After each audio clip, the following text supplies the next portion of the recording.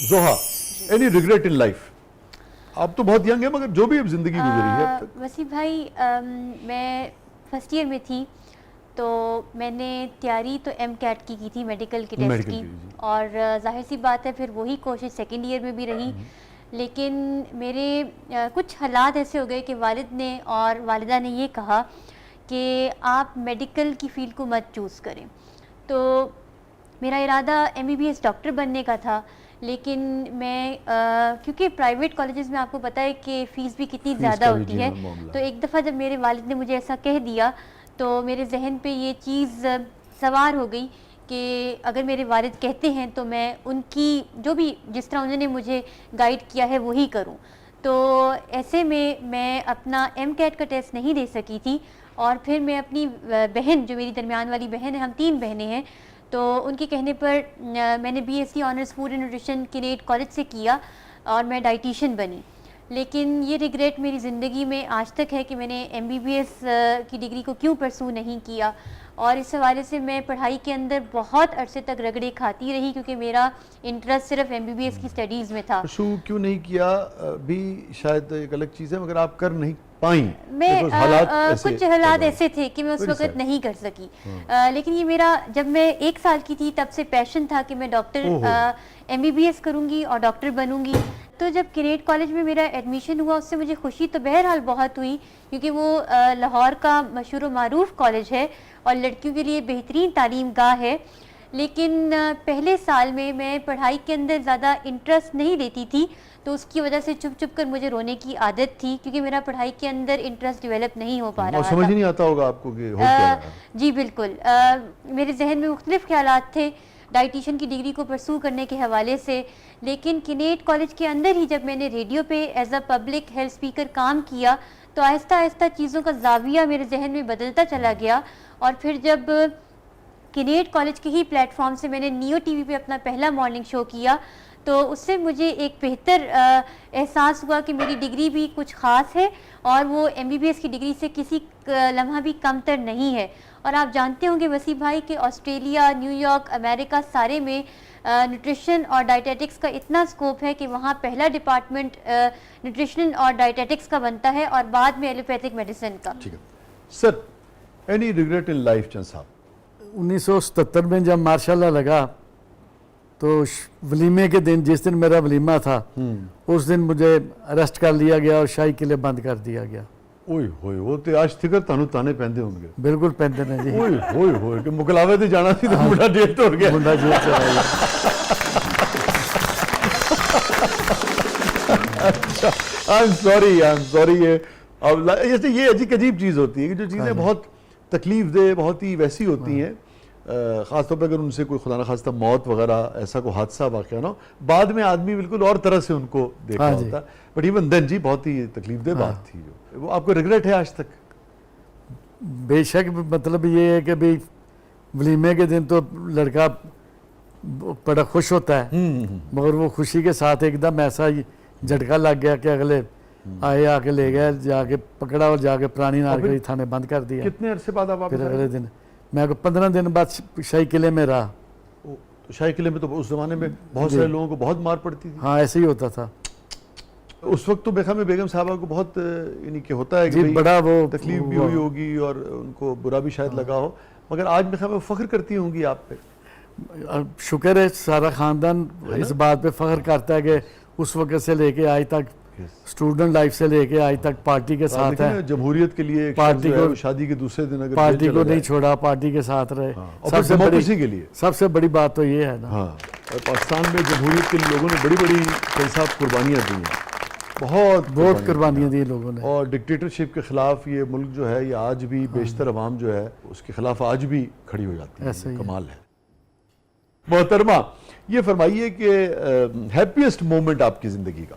Recently 2023 में जब मेरी MPhil की degree food safety and quality management में कंप्लीट हुई तो मुझे मेरे वालिदा और वालिद ने साथ ग्रेजुएशन में अकम्पनी किया। और जब उन्होंने कहा कि अब अपनी ग्रेजुएशन कैप्स को आप ऊपर फेंकें, तो वो एक खुशी का एहसास है जो मैं शायद ज़िंदगी भर कभी नहीं भूल सकती कि मैं अपने वालिदैन की ज़िंदगी के अंदर MPhil ग्रेजुएट हो गई। और वो मेरी कॉन्वोकेशन की सेरेमनी के अंदर दोनों मौजूद थे।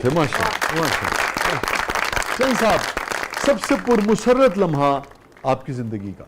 88 में इलेक्शन हुआ तो जी। पोलिंग ख़त्म हुआ 5 बजे। हाँ तो मैं दाता साहब चला गया। हाँ वहाँ मैं जाके असर की नमाज़ पढ़ी, दुआ मांगी, दुआ मांग के मैं वापस आया। जब मैं वापस आया तो मेरे घर से पहले अंजीनी यूनिवर्सिटी आ जाती है, अंजीनी यूनिवर्सिटी तक ट्रैफिक बंद थी, तो आतिशबाजी चल रही थी। तो वो मुझे यही लगा कि भाई ये तो अब ये मेरा घर आने वाला है, तो ये चल रही है। तो मैं फिर कोई रास्ता ही नहीं दे रहा था, बड़ी मुश्किल से उधर ही लोगों ने निकाल लिया, मुझे कंधों पे ठा लिया और वो घर लेके गए कि अभी आप एमपीए बन गए हैं। खुशी की बात ये थी, बड़े एजाज की बात थी। सबसे ज़्यादा आपके लिए अफसरदा लम्हा? वैसे भाई 2019 में मेरी वालिदा इस कदर बीमार हो गई थी कि हमें उनके बचने के चांसेस दिखाई नहीं देते थे। तो हमारी एक खाला हैं, हम उनको शनाज खाला और प्यार से एसके कहते हैं, वो उनके पास रहने के लिए चली गई थी क्योंकि हम यहाँ पर समझते थे कि डॉक्टर्स उनका इलाज सही तरीके से नहीं कर पा रहे। इस दौरान में रमज़ान था, तो मैं अपने वालिद के हमरा घर में होती थी, तो मैं फ़्रूट लेने गई थी और मैं छोटी थी, इतनी मेरी उम्र नहीं थी, तो मुझे फ़्रूट सही तरीके से लेना नहीं आता था। तो मुझे याद है मैं घर आकर वॉशरूम में दरवाज़ा बंद करके घंटों रोई थी और फिर उसके बाद मैंने तहज्जुद की नमाज़ें शुरू की थी कि मेरी वालिदा को अल्लाह ताला सेहतयाब करे। अल्हम्दुलिल्लाह उस वक़्त भी अल्लाह ताला ने उनकी हेल्थ को रिस्टोर कर दिया था और अभी भी बहुत खुशी है कि वो ताहयात हैं और उनका साया मेरे सर पर सलामत है। तो वो जो बच्ची फल ख़रीदने के लिए गई है और उसको लगा कि ठीक तरह से वो नहीं ख़रीद सकी, उसने बहुत उसे डिस्टर्ब किया। जी बिल्कुल।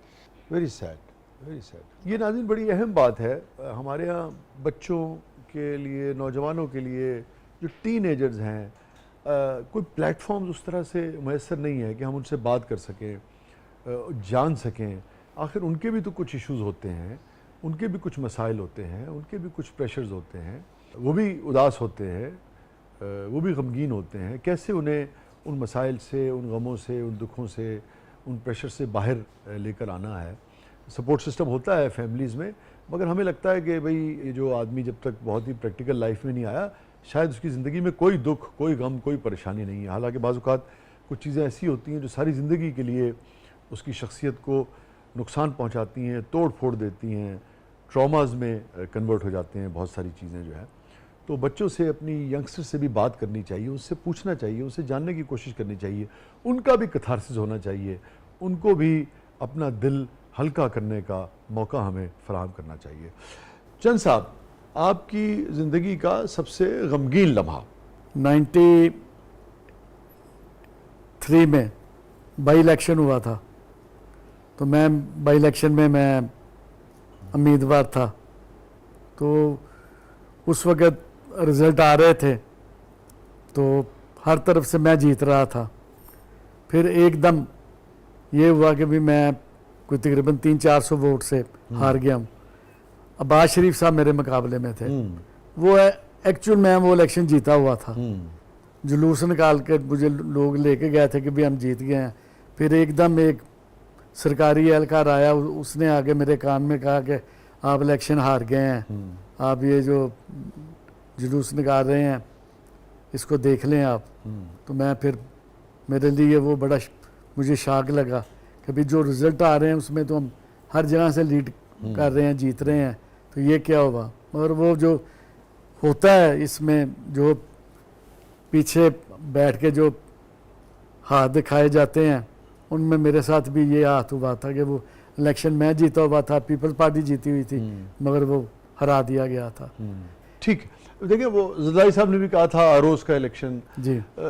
पूरी जो हम सियासी तारीख़ अपनी देखें, एक सियासी कारकुन की, एक सियासी लीडर की हैसियत से आपका ये कहना है कि आपकी पूरी ज़िंदगी का सबसे गमगीन लम्हा वो था जब आपको लगता था कि आप जीत रहे थे और आपको हरा दिया गया, ये आपका मौका ऐसे ही था। है।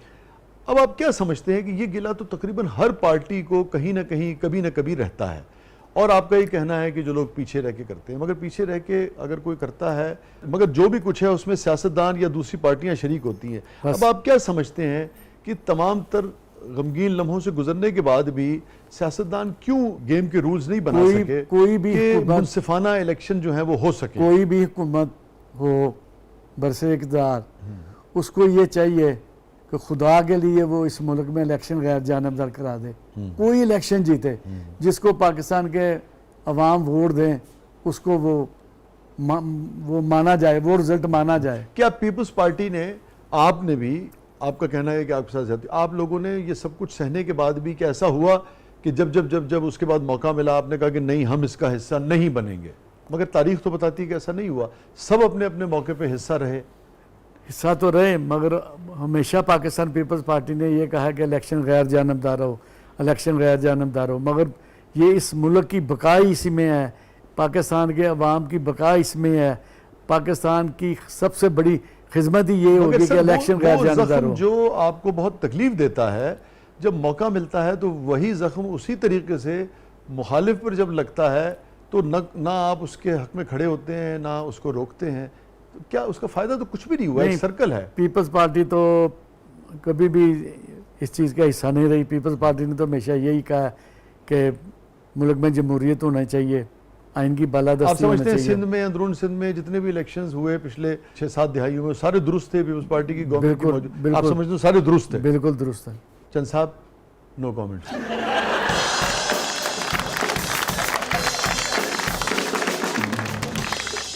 बहुत बहुत शुक्रिया अजीज़ुर रहमान चंद साहब, आप तशरीफ लाए, थैंक यू सो मच, आपने वक्त निकाला, बहुत अच्छा लगा, थैंक यू सो मच। आपका बहुत बहुत शुक्रिया, आपके साथ जो टाइम गुजरा बहुत अच्छा गुजरा और बहुत अच्छा लगा। थैंक यू सो मच चंद साहब, बहुत बहुत शुक्रिया। बहुत बहुत शुक्रिया जोहा, आप तशरीफ लाई, आपने वक्त निकाला, थैंक यू सो मच। नाज़रीन, ये था आज का ज़बरदस्त, और जोहा ने कहा तो सही कि भाई ये पॉलिटिकल है, मगर बहुत बड़ी अहम किस्म की उन्होंने सियासी गुफ्तगू भी की, और चंद साहब तो हैं ही सियासतदान, और हम सभी उसमें कहीं ना कहीं शरीक हैं। हम अगर अच्छे होते और हम ही से मिलकर हमारे सियासतदान बनते हैं, हमारी इंतज़ामिया, हमारे मुख्तलिफ डिपार्टमेंट्स, इदारे, सब कुछ जो है वो किससे है? हमसे और आपसे ही है ना। हर फर्द है मिल्लत के मुक़द्दर का सितारा। इस मुल्क में जो कुछ भी कहीं पर भी बना है, चाहे वो कोई सियासी तंजीम है, चाहे वो कोई इदारा है, चाहे कोई बिज़नेस कम्युनिटी है, चाहे कोई अदीबों की कम्युनिटी है, चाहे साफ़ियों की है, वो सब कौन है? वो हम हैं। सो आज पाकिस्तान जहाँ भी खड़ा है, हाँ ये अलग हो सकता है कि किसी की ज़िम्मेदारी कम है, किसी की ज़िम्मेदारी उसमें ज़्यादा हो, किसी का हाथ कम हो, किसी का हाथ ज़्यादा हो, मगर वो सब भी हम हैं। अलबत्ता जिसके पास इख्तियार, जिसके पास ज़िम्मेदारी ज़्यादा रही, यकीनन उसको सोचना भी ज़्यादा चाहिए इस हवाले से कि वो मेरा गम गुसार था ही नहीं, वो मेरा गम गुसार था ही नहीं, यार समझे थे यार था ही नहीं। वो मेरा गम गुसार, शुक्रिया जोहा, वो मेरा गम गुसार था ही नहीं, यार समझे थे यार था ही नहीं। और उनको धरती की बागडोर मिली, उनको धरती की बागडोर मिली, जिनको इस माँ से प्यार था ही नहीं। कि आपने फीडबैक से हमें आगाह कीजिएगा और पाकिस्तान से मोहब्बत कीजिए, हर उस शख्स से मोहब्बत कीजिए जो खुलूस दिल से पाकिस्तान को एक तरक्की याफ्ता और एक खुशहाल, एक पुरअमन मुल्क देखना चाहता है। तो फीडबैक से हमें आगाह कीजिएगा, इजाज़त दीजिए। ये था आज का ज़बरदस्त। अल्लाह।